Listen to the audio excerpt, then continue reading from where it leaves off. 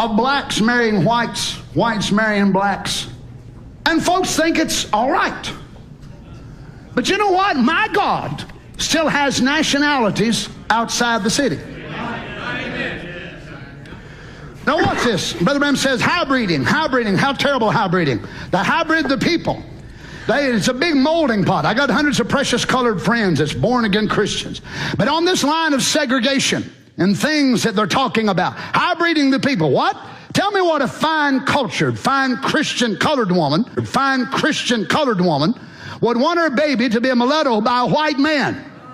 No, sir. It's not right.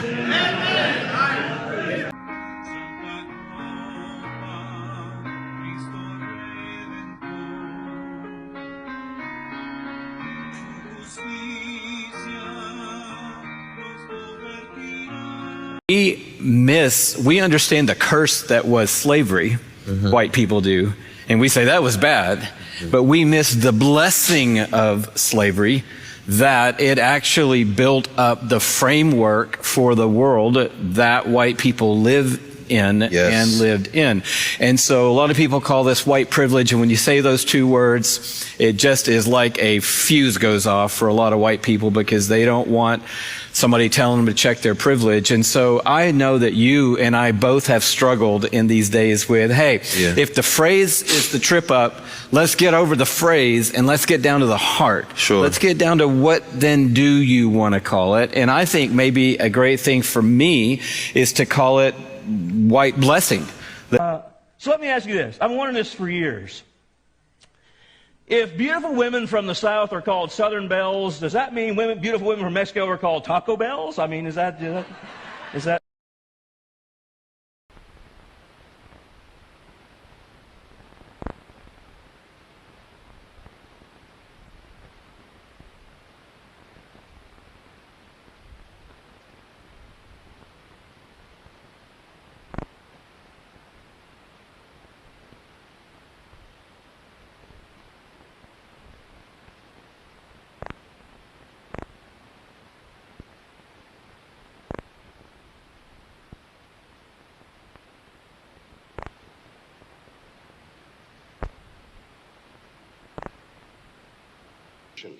I don't know if white Christians hate Negroes or not, but I know that we have a Christian church which is white and a Christian church which is black.